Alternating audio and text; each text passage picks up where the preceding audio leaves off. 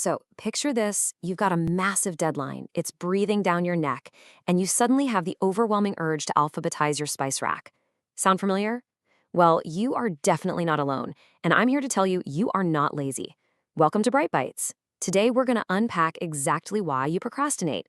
And spoiler alert, it has way more to do with your brain's ancient survival instincts than it does with your work ethic. Right? It's that classic moment, it feels so frustrating, and it's almost a rule. The more important the task, the more fascinating some totally random chore becomes.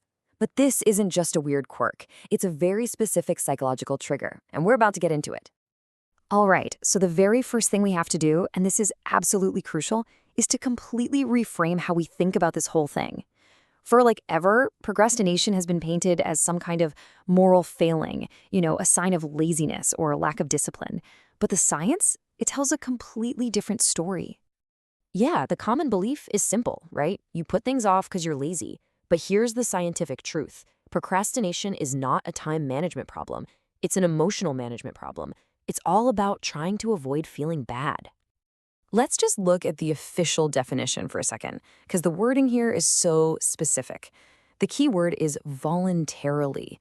We choose to delay, even when we know deep down that future us is going to have to pay the price.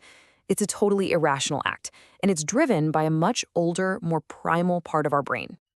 So what is actually going on inside your head when you choose to watch just one more episode instead of starting that big report? Well, this brings us to your brain's really clever but unhelpful emotional trick, the science of I'll do it later. Okay, so your brain is fundamentally wired for survival, and a huge part of that is avoiding threats. Now, when a task makes you feel anxious or bored or full of self-doubt, your brain's threat detection system, the amygdala, just lights up. Its number one goal is not your long-term success. Its goal is to make the bad feeling stop right now. And you know what the fastest escape route is? Procrastination. And this kicks off this powerful, really destructive feedback loop. It goes like this. There's an unpleasant task, that's the trigger. That task makes you feel anxious or bored. So you react, you procrastinate, and you get this little hit of short-term relief. But that feeling doesn't last. It's quickly replaced by guilt and even more anxiety about the deadline, which is now even closer. And what's the end result? The original task now feels even more threatening, making you even more likely to avoid it. It's a vicious cycle.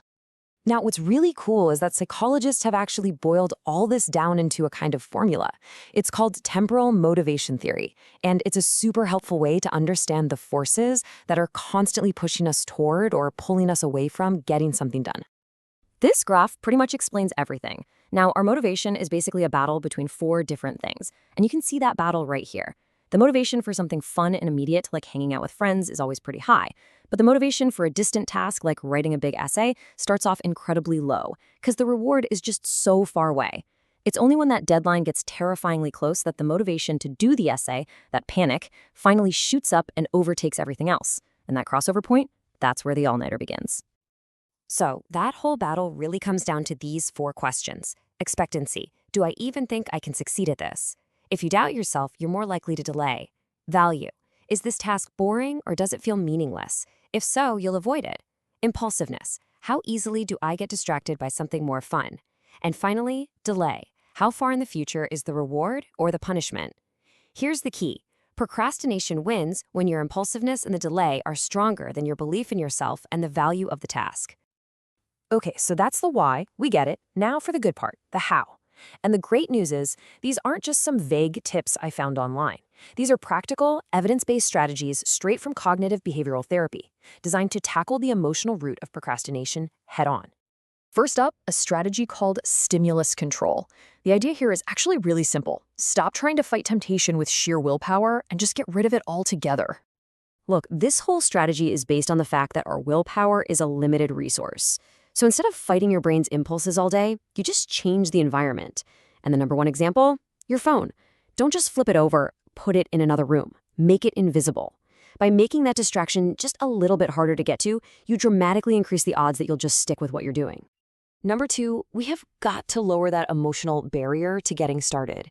If a task feels totally overwhelming, it's because your brain is seeing it as one single giant threat. The antidote is to break it into tiny, non-threatening pieces. This is the famous 2-minute rule. Your goal is not to write the report.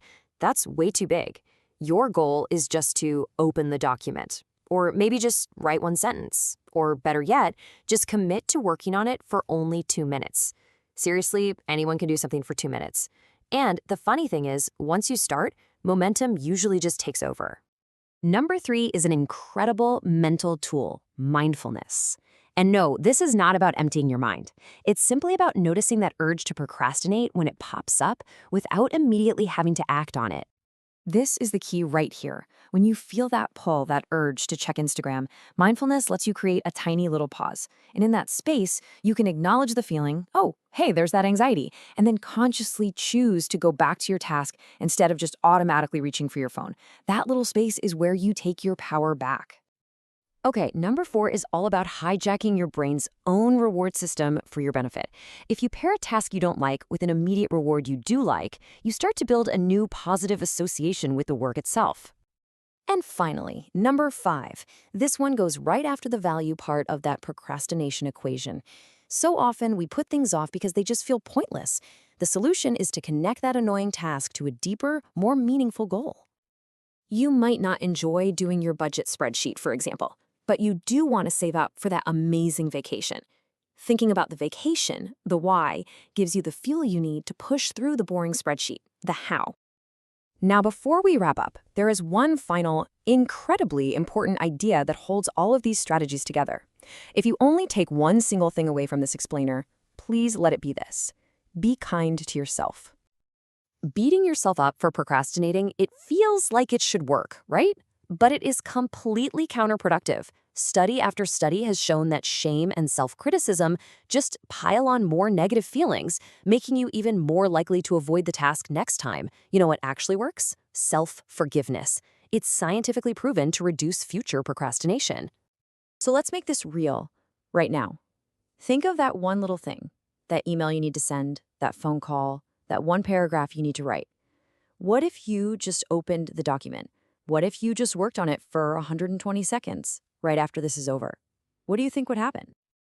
And that's all for today. If you found this useful, do me a favor and hit that like button, maybe share it with a friend who could use it, and of course, subscribe to Bytes for more science-backed ways to make your life better. Thanks so much for watching, and we'll see you in the next one.